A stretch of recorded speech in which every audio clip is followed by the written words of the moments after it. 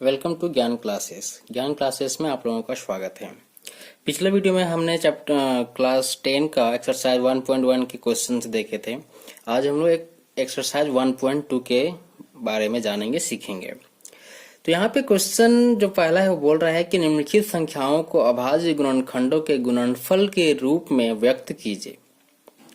यहाँ पे दो बात है कि अभाज्य गुणनखंड के गुणनफल के रूप में क्या करना है, हमको इसका आंसर करना है। तो इसका आंसर कैसे करेंगे हम इसको देखते हैं। इससे पहले आप लोग एलसीएम जानते हैं। 2 7 जा ये हो जाएगा 35 और ये हो जाएगा 5 7, ये इसका निकलेगा एलसीएम। अब इस 140 का पहला क्वेश्चन का आंसर है 140 इक्वल टू हम क्या लिख सकते हैं, 2 इंटू 2 इंटू 2 इंटू 5 इंटू 7, ये लिख सकते हैं। तो ये देखिए कि यहाँ पे जब कोई एक नंबर दो बार मल्टीप्लाई में हो तो क्या करते हैं, उसको पावर को हम लोग जोड़ देते हैं। जो यहाँ पे हम लोग फॉर्मूला लगाते आए हैं, बहुत पहले से पढ़ रहे हैं कि if x to the power m into x to the power n, तो फॉर्मूला क्या कहता है, x to the power m plus n, मतलब पावर को जोड़ देना है, घात को जोड़ना है। तो यहाँ पे पावर अगर कुछ नहीं है तो 1 है, तो ये हो जाएगा 2 का स्क्वायर इंटू 5 इंटू 7, यही आपका इस क्वेश्चन का आंसर होगा। इसमें एक्स्ट्रा कुछ भी नहीं करना है। इसका पहले आपको गुणनखंड निकालना है। गुणनखंड निकालने के बाद जो भी नंबर डबल है, ट्रिपल है, तो उसको आपको उसके पावर के रूप में लिख देना है, और उसके बाद जो सिंगल नंबर बच रहा है उसको बस मल्टीपल रूप में लिखते चले जाना है।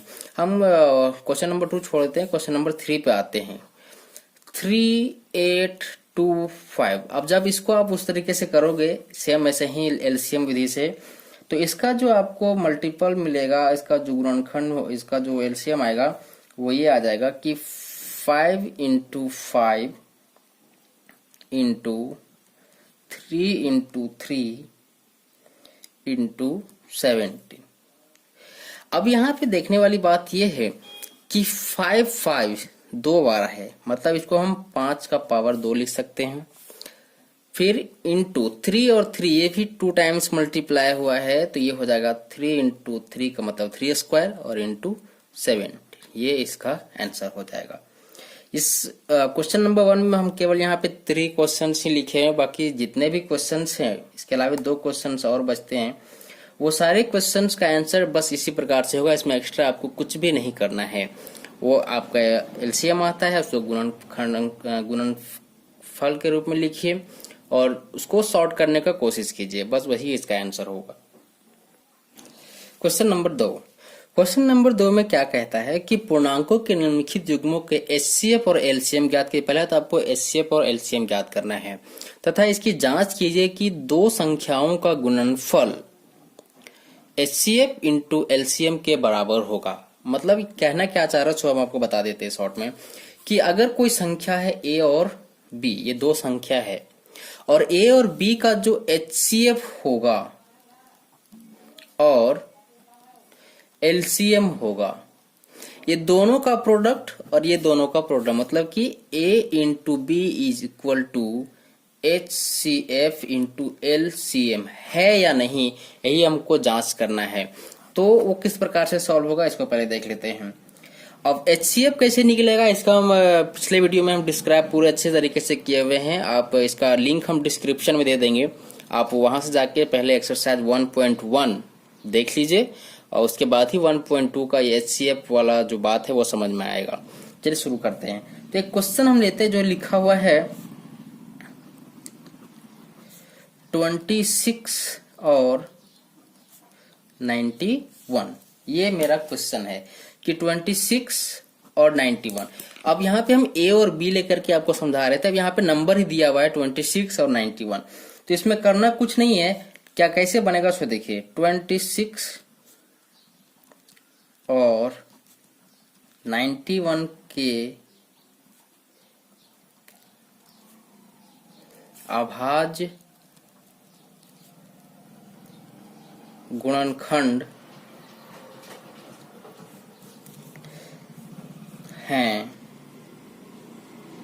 क्या होगा 26 का अगर हम निकालेंगे 2 इंटू 13 गुणनखंड हो जाएगा, और अगर 91 का निकाले तो हो जाएगा आपका 7 इंटू 13। हम पिछले वीडियो में बताए रहे कि जो भी नंबर दोनों में मैच करेगा वो इसका HCF होगा। क्या होगा?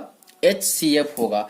मतलब कि इस वीडियो में देयरफॉर HCF ऑफ किसका 26 एंड 91 इक्वल टू क्या हो जाएगा? ये देखिए दो नंबर जो है ना दोनों में मैच कर रहा है, एक ही नंबर है, तो इसका हो जाएगा 13। ओके।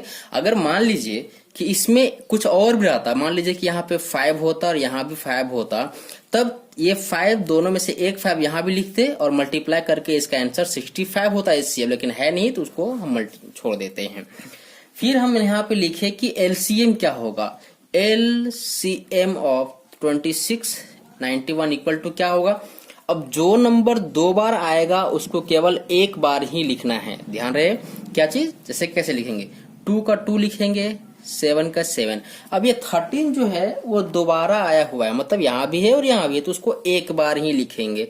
तो इसका जो LCM होगा वो क्या हो जाएगा? इसका हो जाएगा 182। ये क्वेश्चन का आधा पार्ट है। सेकेंड पार्ट में क्या बोला है? जो चेक करने के बोला है, चेक करने के लिए बोला क्या कि ये जो दो संख्याएं हैं मतलब 26 और 91 वो इसके HCF और LCM जो आए हुए हैं उसके प्रोडक्ट के इक्वल होता है या नहीं। तो अब इसको हम लोग चेक करते हैं। अब क्या करेंगे? अब ये करना है कि LCM into HCF equals to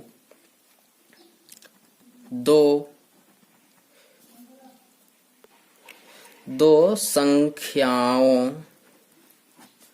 का गुणनफल,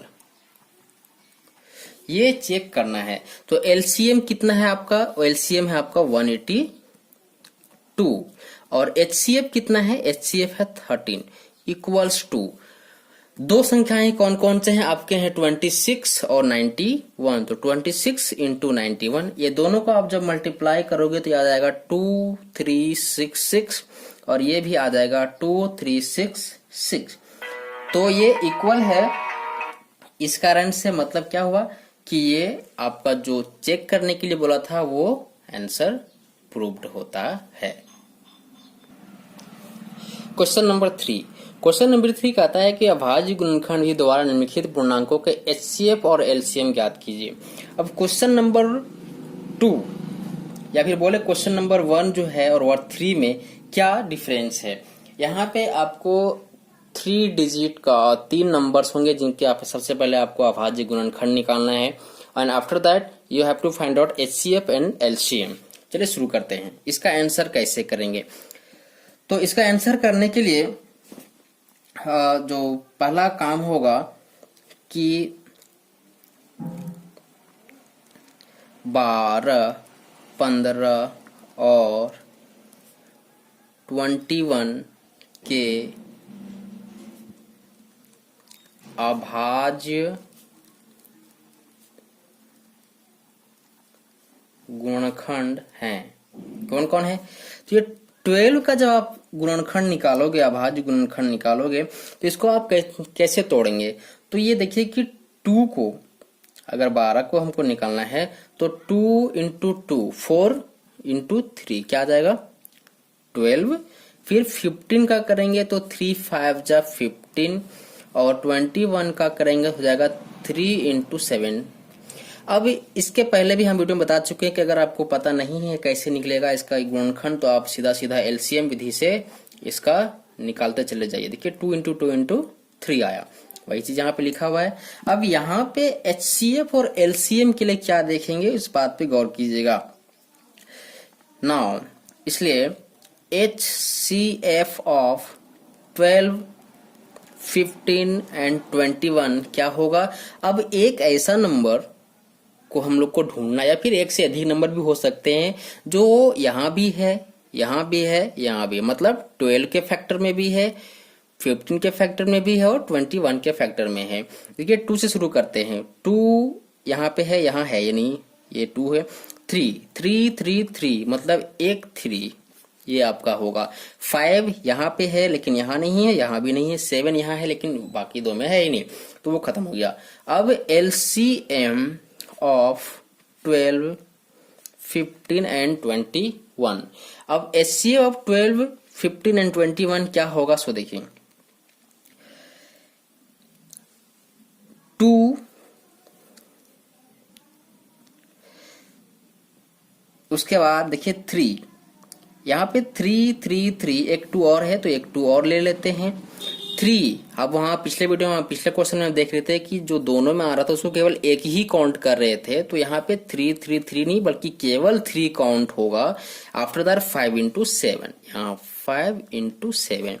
इसको हम थोड़ा शॉर्ट कर देते हैं कि 2 का 2 इंटू 2 है तो 2 स्क्वायर हो जाएगा, और 3 इंटू 5 इंटू 7 इसका शॉर्टेस्ट फॉर्म होगा। आफ्टर दैट इसको जब आप सॉल्व करोगे,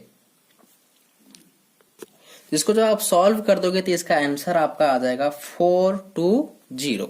देखिए 4 तिया 12, 12 पच्चे 60 और 60 सते हो जाएगा 420। बस यही आपको करना है, इसके अलावा कुछ भी नहीं करना है, इसका आंसर ऐसा ही हो जाएगा। तो क्वेश्चन नंबर 3 में बाकी जो 3 क्वेश्चंस और हैं वो 3 क्वेश्चंस सेम टू सेम ऐसा ही बनेगा, इसमें कुछ भी अलग चेंज नहीं करना है। अब आते हैं क्वेश्चन नंबर 4 पे। क्वेश्चन नंबर 4 जो है वो क्वेश्चन नंबर 2 के फॉर्मूले पे ही बेस्ड है, इसमें एक्स्ट्रा कुछ है ही नहीं। तो करेंगे क्या? सो देखिए HCF of AB, HCF of AB into LCM of AB equal to AB। ये वाला जो फॉर्मूला था ना, वही फॉर्मूला यहाँ पे यूज करेंगे। यहाँ पे क्या आपको दिया हुआ है? HCF दिया हुआ है, LCM निकालने बोला है और AB भी दिया हुआ है, तो कुछ भी एक्स्ट्रा नहीं करना है। क्वेश्चन नंबर 4 क्या बोल रहा है कि HCF ऑफ 306,657 इक्वल टू 9 दिया हुआ है, एंड LCM ऑफ 306,657 आपको फाइंड आउट करना है। देखिए A B मतलब 306,657 दोनों आपको जो नंबर चाहिए था वो दिया हुआ है। आफ्टर दैट HCF दिया हुआ, आपको LCM निकालना है, तो ठीक वैसे ही करना है। HCF into LCM equal to 2 संख्याओं का गुणनफल, बस यही करना है। तो HCF कितना है? 9 है। LCM तो हमको पता नहीं है, हमको उसको निकालना है, और वो नंबर क्या होंगे? 306 into 657। Therefore LCM equals to क्या हो जाएगा? 306 इंटू 657 बाय 9। इसको जब आप सॉल्व करोगे तो आपका जो आंसर आएगा वो आएगा 22338। ये आपका आंसर आएगा, और यही आपका क्या होगा? LCM होगा। क्वेश्चन नंबर 5 कहता है कि जांच कीजिए कि क्या किसी प्राकृतिक संख्या n के लिए संख्या 6 टू द पावर n अंक 0 पर समाप्त हो सकती है क्या? तो 0 पे समाप्त होने का मतलब ये है कि वो 5 से क्या होगा? डिविजिबल होगा, 5 से भागा पूरा जाएगा, नहीं तो वो 0 आएगा ही नहीं। क्या बोलता है? यदि संख्या 6 टू द पावर n 0 पर समाप्त होती है तब ये 5 से, यहाँ पे देखिए 5 से क्या होगा? विभाजित होगी, अर्थात 6 टू द पावर n के अभाज्य गुणनखंड 5 रखेंगे, परंतु यह संभव क्यों संभव नहीं है? देखिए 6 टू द पावर n करेंगे तो इसका अगर हम गुणनखंड करेंगे क्या होगा? 2n इंटू 3n, और 6n क्या गुणनखंड में रख रहा है? 2। ठीक है, इसलिए अब ये तो भाज्य है, तो इसलिए अंकगणित की आधारभूत प्रमेय से यह पता चलता है कि 6 टू द पावर n के गुणनखंड में दूसरा अभाज्य गुणनखंड है ही नहीं। इस क्वेश्चन का बस यही आंसर है। क्वेश्चन नंबर 6, व्याख्या कीजिए कि 7 इंटू 11 इंटू 13 प्लस 13 और 7 into 6 plus 6 into 5 into 4 into 3 into 2 into 1 plus 5 भाज्य संख्याएं क्यों है। ये भाज्य संख्या है, ये तो फिक्स है, लेकिन क्यों है। तो अंकगणित कहता है कि प्रत्येक भाज्य संख्या अभाज्य गुणनखंडों के गुणनफल के रूप में गुणनखंडित किया जा सकता है। मतलब ये जो नंबर दिया हुआ है कि 7 इंटू 11 इंटू 13 प्लस 13 और 7 into 3 into 2 into 2, 7 into 3 into 2 into 2 into 2 into 3 into 2 into 1 plus 5 भाज्य संख्या है क्यों। देखिए यहाँ पे था 6, क्वेश्चन में 6 दिया हुआ था, ये 6 को यहाँ पे 3 इंटू 6 हो जाएगा और उसके बाद ये जो 4 था वो आपका हो जाएगा 2 2 जा 4। भाज्य संख्या है, ये क्या है, भाज्य संख्या है। या इसी चीज को हम और कैसे लिख सकते हैं कि 7 इंटू 11 प्लस 13 प्लस 13 और 7 इंटू 3 स्क्वायर इंटू 24 प्लस 5 क्या होगा, एक भाज्य संख्या है। यही इसका आंसर हो जाएगा। इस चैप्टर का लास्ट क्वेश्चन, क्वेश्चन नंबर 7 कहता है कि किसी खेल के मैदान के चारों ओर एक वृत्ताकार पथ है। इस मैदान का एक चक्कर लगाने में सोनिया को 18 मिनट और जबकि रवि को 12 मिनट लगते हैं। तो इसका आंसर क्या होगा कि LCM ऑफ 12 एंड 18। ये जो आंसर आएगा ना, वही क्वेश्चन है कि कितने समय बाद पुनः प्रारंभिक स्थान पर दोनों लोग मिलेगा। तो 12 का जो एलसीएम होगा, गुणनखंड होगा 2 इंटू 2 इंटू 3 होगा और 18 का हो जाएगा 2 इंटू 3 इंटू 3। तो यहाँ पे देखिए दोनों का एलसीएम क्या निकलेगा, एलसीएम ऑफ 12 एंड 18 हो जाएगा ये कि 2 इंटू 3 इंटू 2 इंटू 3, तो 6 जा 36, मतलब 36 मिनट के बाद ये दोनों वापस एक प्रारंभिक स्थान पे जो है वो मिल जाएगा। इस प्रकार से ये पूरा चैप्टर 1.2 खत्म हो जाता है। और I would like to request all of you कि इस ज्ञान क्लासेस के चैनल को आप सब्सक्राइब कर लीजिए ताकि कोई भी वीडियो जो है वो आपसे मिस ना हो पाए। नेक्स्ट वीडियो के साथ हम दोबारा मिलेंगे, तब तक के लिए नमस्कार।